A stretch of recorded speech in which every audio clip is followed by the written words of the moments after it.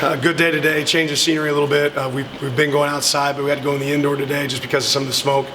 Had some really good situational practice stuff at the end, into game scenarios that our guys handled well, but certainly some stuff to clean up.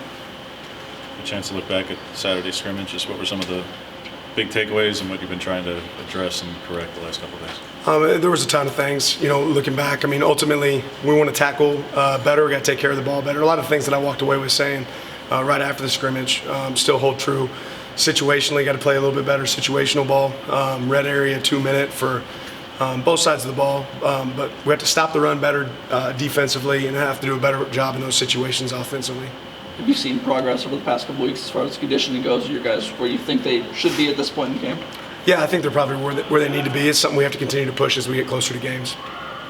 This true freshman class as a whole, I guess just broadly, what's impressed you, or what's been your take on what they've shown you through 2 weeks or so? More than anything, probably the eagerness to learn, right? These guys they all operate as professionals. When they get here, they take great notes in meetings.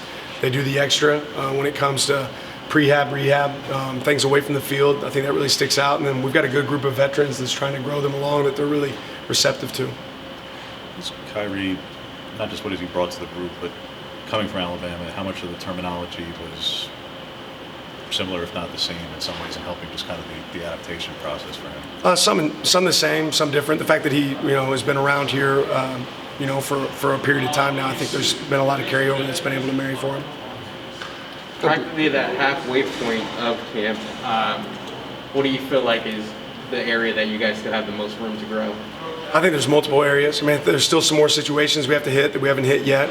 But we just got to get better playing football, right? There's a lot of pieces to that puzzle, right? But it's not one thing. You can't pick one thing that we have to fix. We've got to work on everything. We got to get better at tackling. We got to get better at catching the ball, protecting the quarterback. All those things are part of what we're doing moving forward. A couple of weeks ago, Coach Lord talked about Luke Basso and said he's one of the better long snappers he's ever coached. What have you seen from him this fall now that he's kind of got more of an opportunity with Carson?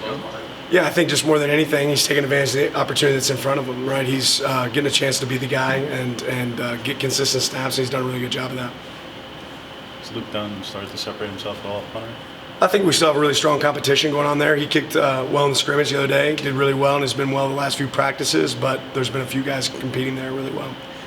Just philosophically, how you kind of approach the kick and punt return spot stand, because again, fans kind of freak out. They heard Gonzo takes a rep last year, they lose their minds. Troy, he's too valuable, don't want to get him hurt. Somebody has to do it, and chances are they're going to be a pretty quick and athletic guy. So just how do you philosophically go about putting the guy out there, but also recognizing that they're probably a pretty valuable player too? I think you start with how are you going to win football games. We don't spend our time reading the message board about what everybody else thinks, right? It's really about how do you win a football game. So whoever's going to go out there that gives us the best opportunity to win a game, that's who we're going to use. Do you think at all about load management with those guys? If it's like an every down kind of offensive player, maybe considering going with someone else at punter kick return, or is it just whoever's the best? We train for load management, right? So we train with that in mind. But we think that every single player that's a good player for us should be able to start on special teams. If you can't start on special, it doesn't mean you start on 4, right? You should be able to start on special teams for us if you're an elite player. Going back to the smoke and just the air quality, what's sort of your protocol when addressing something like this? Like we've seen coaches before move practice maybe to the coast or anything like that. What sort of your protocol? Yeah, you audible ready, right? But you have to do it based on what the needs are or what it looks like. Luckily enough for us, we have an indoor that we can use when needed, and we're able to keep that pretty filtered out. Would you consider, like Ronald just said, maybe going somewhere else that doesn't have these air quality issues, or is it just as simple as you? It's based on the situation, right? If we were going to run into a situation where we had 6 days in a row and we couldn't, then yeah, maybe we'd do something different. But you're understandably taking a pretty critical eye to what you're seeing in scrimmage, what you're seeing in practice every day. What do you like that you've been seeing the last couple of weeks? Energy, competitive toughness, right? There's the physicality. Our guys are playing physical, but yeah, more than anything, our guys are bringing good juice. Tight end in particular, what you see him from Pat and Casey, and just determining who's going to be working most behind Terrence there. Yeah, both those guys have proven that they can give us quality snaps. They're going to help us be really good players. They both are playing a high level of ball. For Nishad, you've seen him in a scrimmage setting, more and more practice. Just what level of confidence do you have in him to be ready for potentially be a starting guy? A high level. I got a high level in the shot, and everybody else on our offensive line. Again, it's going back to who's above the line, who's not. I think Nishad definitely has the qualities of a guy that can be a above the line player for us, but he has to become more consistent. He has to continue to be more physical at the point of attack. He's had moments of that where he really is, just like every one of our offensive linemen. This being your second fall camp as the head coach, what have you just learned about this process, and what have you changed from the coaching standpoint? A little bit of schedule tweaks here and there about where I want our guys to be fresh and when they're fresh.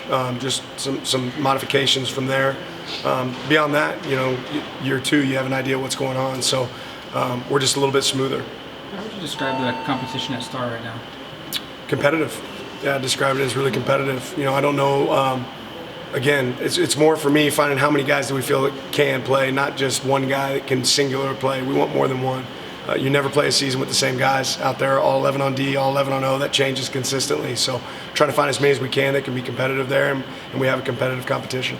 Do you ever stop cross-training guys? Like you do get to a point of camp or the season where you go, you're going to focus on this spot because this is where we want you, or is that we have focus already, right? But it doesn't mean that you don't know something else, you're not aware of something else. It's part of that at the star position, particularly down at, like before, you had more teams in what was the North Division, be more 12 and 13 personnel, be more pro style. Now with Washington moving to more open, the Bay Area schools go more open, where outside of Oregon State and Utah, you're probably going to face a lot of 11 and 10 personnel offenses that just preparing defensively, you don't have 2 different playbooks. You have sub and maybe a little bit more. Well, I mean, I think you still do, right? Because we still play Utah and we still play Oregon State. Like, you have to be able to play them all. So, no, it doesn't.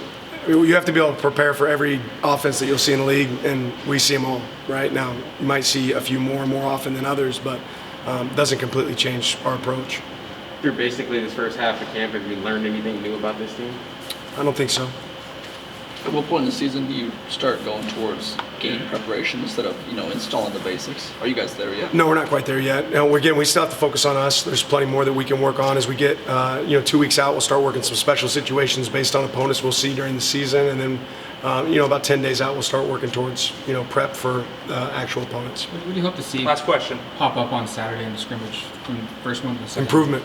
Yeah, I just want to see improvement, right? The things that we did well, did we get better at those? And the things we didn't do well, did we improve?